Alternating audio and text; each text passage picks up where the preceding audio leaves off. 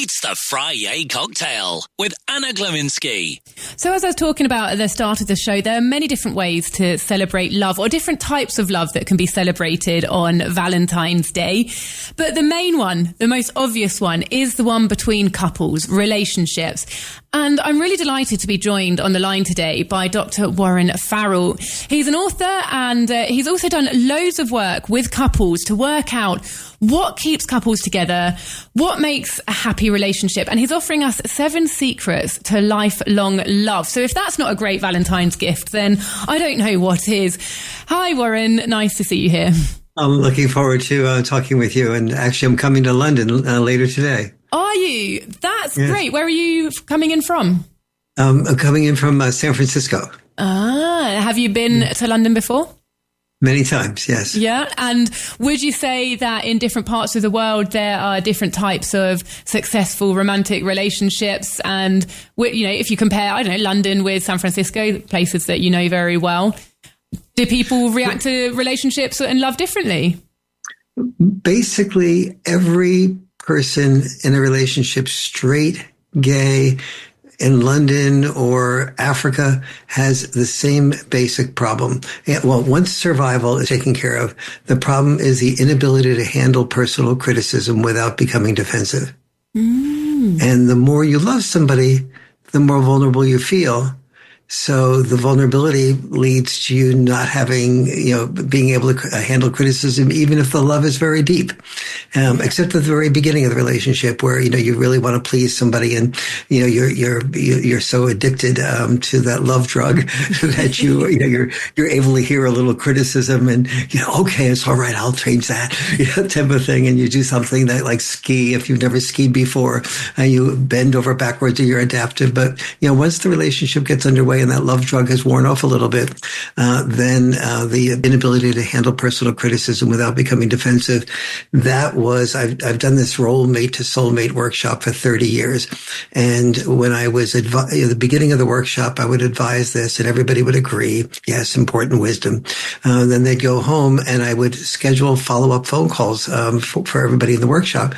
And 6 months later, they said, when that wisdom of, when the criticism appeared, the wisdom disappeared.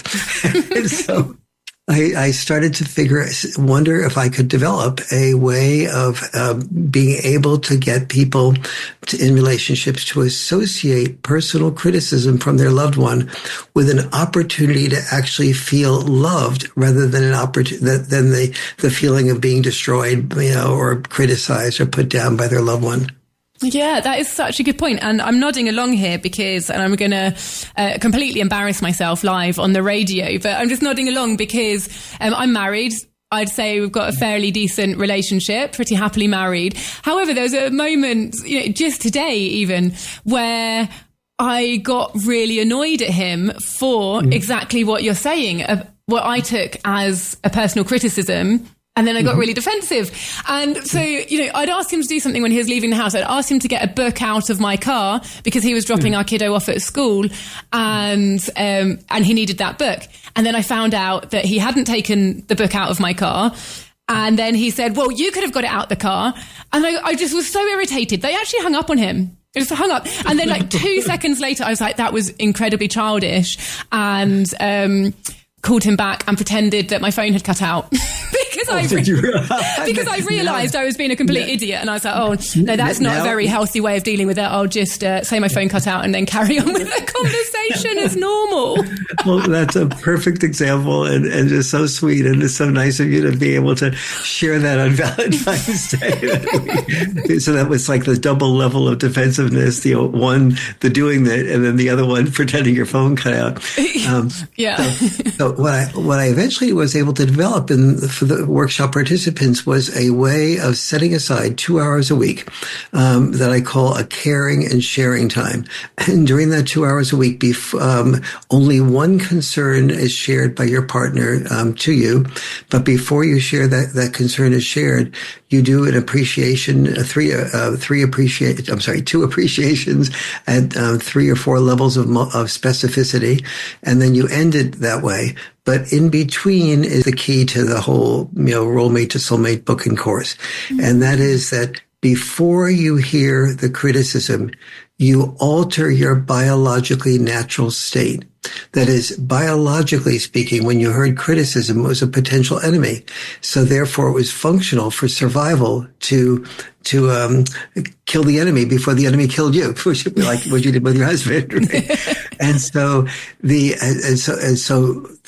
So what I worked on is getting the couple to go into 6 different mindsets, and with those 6 mindsets, associate the criticism with an opportunity to be more deeply loved. So I'll give an example. Mindset 1 is called the love guarantee, and you say to your partner, if I provide a safe and secure environment for you to say whatever you want to say, in whatever tone of voice you say it, even if I completely disagree with what you're saying, but if I nevertheless don't force you to be walking on eggshells around me, you'll feel more loved by me, and therefore you'll feel more love for me. And so he or she, the one about ready to hear the criticism, just settles into that association of criticism with an opportunity to be more deeply loved. And in the workshops, I have couples sit back to back and fill out a piece of paper that their partner will never see. That I tell them their partner will never see. And I ask this question. I say to them, imagine your partner is about to be killed, like drown or in a car accident, and you know with 100% certainty that you could save their life. But you'd have a 50% chance of losing your own life in the process. Imagine that was happening and children were not part of the equation. And so would you do it? Yes, no, uncertain. About 90% of the men and about 80% of the women say yes, they would risk their own life at a 50% level to save their partner's life. So the second meditation is, if I'm willing to die for you, maybe I can listen to you. It sort of puts it in perspective. Yeah, absolutely. How did you come up with that concept? Was that from, because obviously you've done extensive research on this. You spent many, many years in sort of gender role and gender psychology. That's what you studied. So how have you sort of come up with these strategies over time? I sort of think inside of myself, what could work here? And I hear people say, my goodness, I'd do anything for my partner. And then, including die. And especially guys will say that. And so I say, well, I would say things like, what about listening? Like that. And so that was some of the beginnings of just, well, maybe I'll institutionalize this. That is, I'll make this into part of the practice. But I still found that when I did this in the workshop, people went home and then they oftentimes just didn't follow through. And so I created an online video course that is an 11-hour course that a couple can actually practice all these experiences together. And I persuaded my publisher to let me put the online QR code to the online video course in the book and make it available for practically free.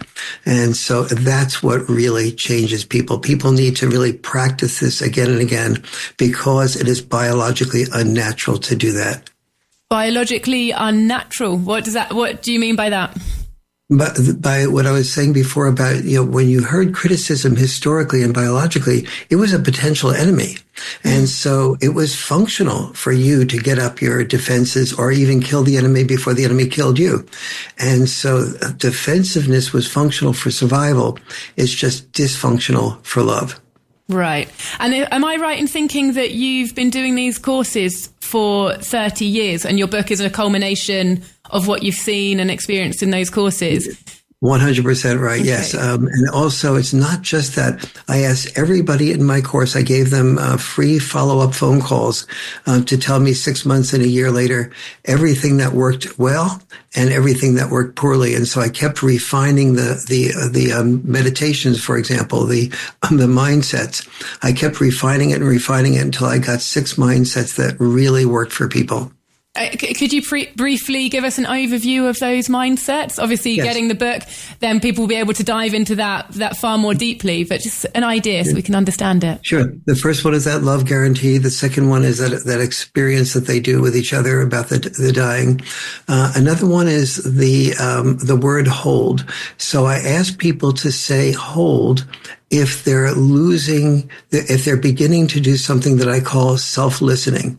So the biologically natural thing to do when your partner is criticizing you, especially if she or he is going on for a while, is that you start thinking in your own mind's eye what you can say to explain why you did this, or to defend yourself.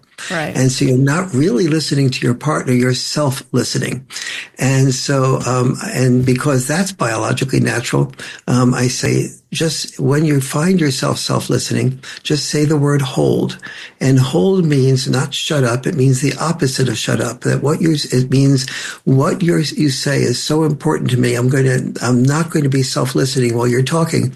I'm going to center myself. I'm going to go back to the mindsets, find which mindset really centers me. Like, if I could die for you, at least I can do is listen to you. Oh boy, I'm not listening to you now. I'm going to go back and listen to you. Okay, I got that. And then you go back and say, okay, now I'm ready to really hear you. Lovely. Yeah. And the next one? Let's see. The next one is embarrassing myself here. It's called stream. And so when your partner is really angry, I ask the person says to themselves, I will visualize that as pollution in a stream, and when I listen to you, that will be like a filter that will filter out your pollution, that will filter out your anger, because once you feel heard, that pollution will go away, and I will see the beautiful you, again, just like I see the beautiful stream after it goes through that filter. Lovely. That's really sweet. What a nice vision. And anything else on those mindsets? Yeah, I ask people to do eye contact, but eye contact only, oftentimes psychologists will say, look at your partner as if, like you're really supportive of them. And I say, don't do that until you really have prepared yourself to be supportive. Because if you're seducing through supportive eye contact your partner to say something that you are not going to listen to, well, and only become defensive, then you're seducing them to be vulnerable. So make sure you have really prepared yourself to be able to really hear your partner before you give them supportive eye contact. Right. And why is eye contact so important? You started off with this situation where you've got your partners sitting back to back, and then there's this build up to actually giving conscious eye contact. I guess those things are done for a reason. What have you noticed about that sort of body language and interaction between couples? When a person feels a person's love in the eyes of someone listening, and that they're really ready to associate this with love, then they're more likely to open up and trust. And so that helps with, and you remember through your partner's eyes what you love about your partner. Yeah. When that is supportive. Yeah. And the next mindsets, I believe, we're on 5 or 6 now. Yes, one is a cinema. And cinema is that you imagine yourself in a movie theater. And in that movie theater, you remember that when somebody is telling a story that you disagree with, you don't stand up and argue with the story. You just you listen to the story. You immerse yourself in it. If you feel some tension inside of you, you say to yourself, it's only a movie. And when your partner is speaking, she or he isn't hitting you. So you can treat it as a movie. Let me hear their story. And I don't interrupt. I don't, in the theater, I immerse myself in the story. So that is called cinematic immersion. That one. Like that one. And I believe there's one more. No, that's the mindset. That's the final one. No, that's the 6 mindsets. Okay. But once that works, that's 2 hours a week. The important thing is that the other 166 hours a week, London and the U.S. have the same number of hours a week. And the other 166 hours a week, I teach people how to create a conflict-free zone. So when your partner says something like, You left the dishes in the sink today, and your temptation is to say, well, you left the dishes in the sink the other day, and I didn't say anything to you, so why are you picking on me? So once you've had this experience of having your partner really be able to hear you when you have a response, once your partner does a criticism, you can either say to yourself, you can visualize either I can respond right now, and the chances are it will escalate and I'll be hurt. Or alternatively, I can respond during the caring and sharing time, and with about 100% certainty, I'll be heard. So which do I want? But if you choose being heard, what do you do about the anger you have inside of yourself that you really want to respond? So then I ask people to go through a number of to journal, and in their journal, the first thing that they do is write down this what I call the self-righteous stage. You write down every reason you're right and every reason your partner is wrong. Get that out of your system. And then step 2. Well, 1 or 2 things I can see from my partner's perspective. And step 3 is a number of things. And step 4, you write the whole process from your partner's perspective, as if you were arguing your partner's argument. And another one I'll give you is to maintain the conflict-free zone is to do something that everyone is shocked that I suggest in the workshop, because I'm this Mr. Integrity. And so this next one seems to fly in the face of that. I say, fake it till you make it. And so what I mean by that, let's say you've had an argument with your husband now, and you come home and you make his favorite dessert. Or he's sitting in front of the computer and you just come up and kiss him on the neck, rub him on the shoulders. Or you go out and buy him flowers. And while you're buying him flowers, you think, you anticipate that he's going to respond like really in a loving way, like, that was so nice of you. And, we had a little tension before, and I see you're reaching out to me and expressing some love through the purchase of these flowers. And so the anticipation of him responding differently when you buy those flowers and give them to him softens your feelings toward him, because you anticipate that response. Absolutely. And I'm nodding along here. These are really nice techniques. And like you say, if people get the book, it's going to be explained in more detail. So without giving everything away, I'd really like to ask you, because obviously you've built this up over years of working out what works for people, and you've developed these very positive strategies. Is there anything that, in that trial and error process that didn't work, or things that surprised you? Looking back, you thought, it's going to go in this direction. This is what people need. And then you've ended up throwing it out the window because you've discovered that that's not how it goes at all in relationships. Yeah, I had a number of mindsets. One was the detective and mindset, and without getting into it too much, it just didn't work that well for couples. But for some people, it worked very well. So it was one of those things that wasn't dependable, but I put it in there as an extra that you could experiment with. And so that was one example of that. Okay. And what about any lovely stories of couples that have maybe gone through your workshops over the years that particularly stand out to you? Stories that we can share on Valentine's Day.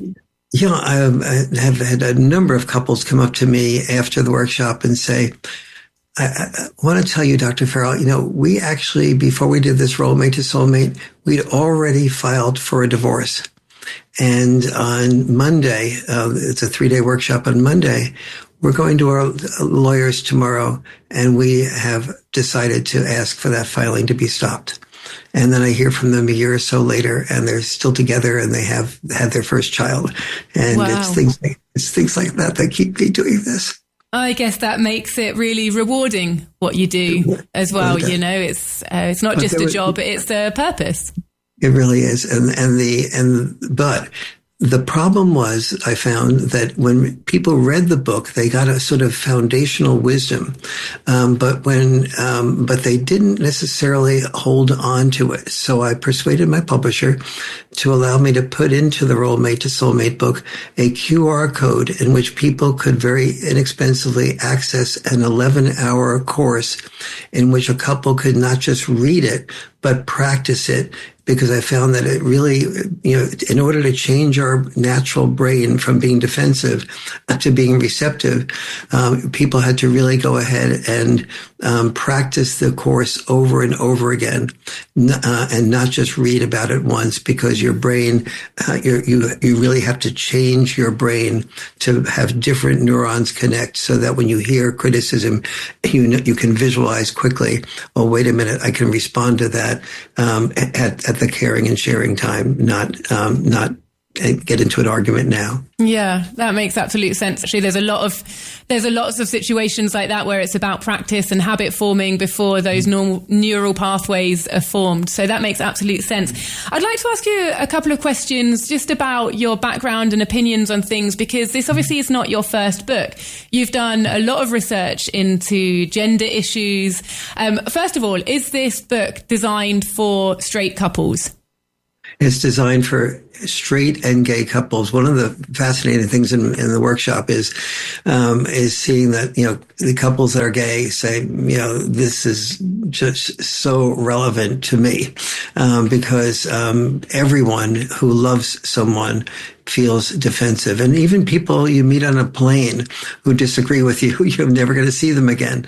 You're usually a little bit more open to hearing their perspectives, but oftentimes if they criticize you directly, like, you just spoke too loud, or you're sitting too close to me, or whatever, you can respond defensively even in those circumstances.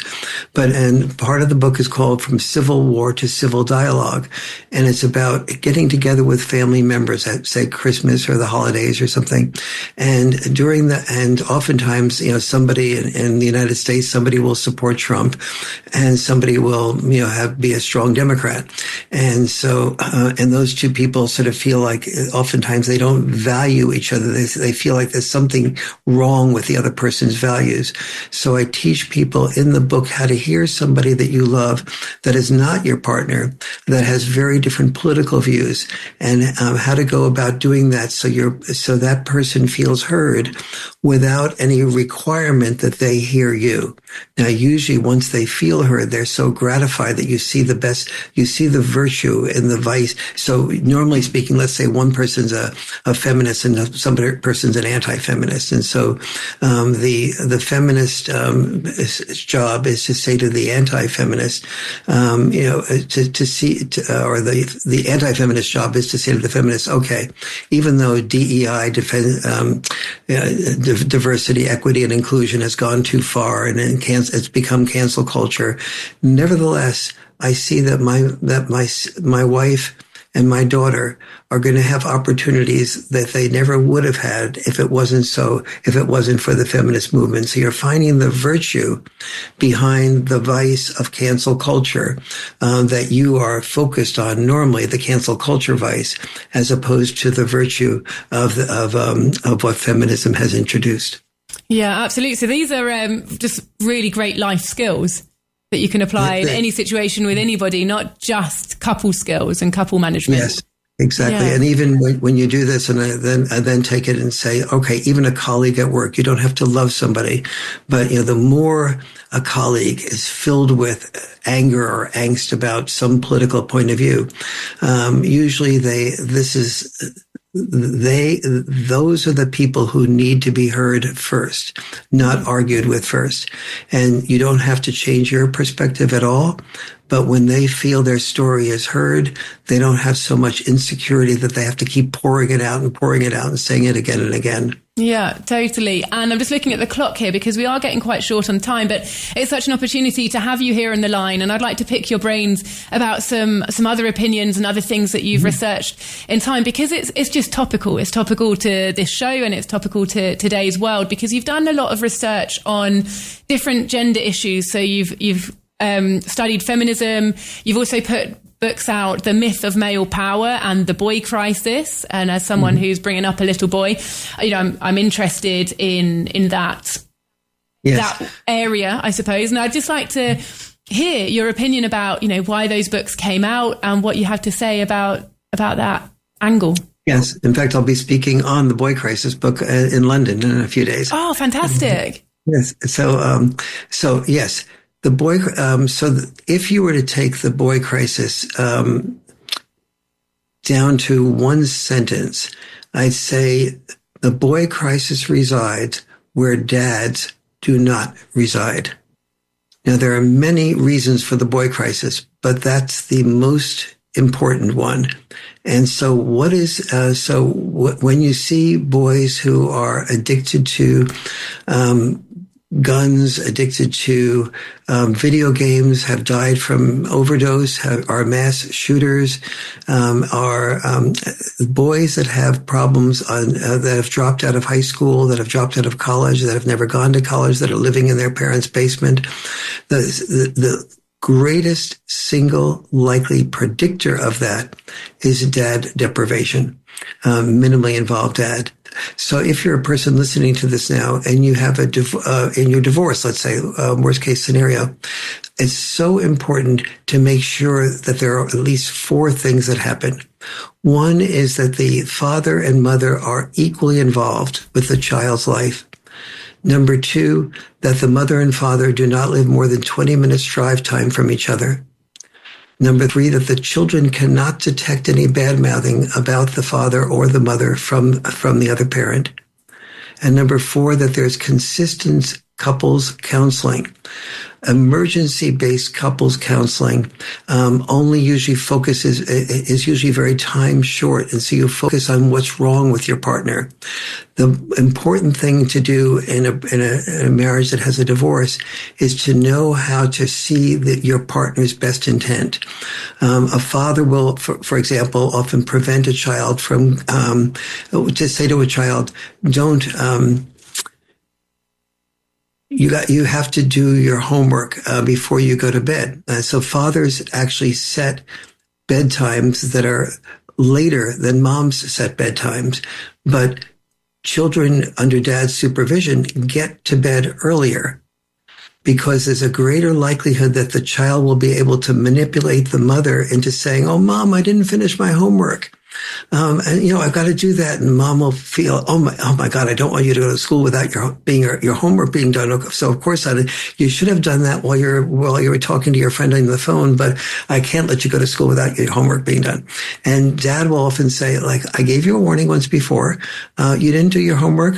When you had the chance to, you insisted on playing that video game. So I'm sorry, but you're going to go to school without doing your homework. And now if they're separated, the mom goes, "What? He let you go to school without doing your homework?" But what dad is trying to do is to create postponed gratification. That is, and take responsibility for your bad decisions and pay the consequences of them. There's no perfect answer to how to do that, but the mom and dad need to know each other's best intent.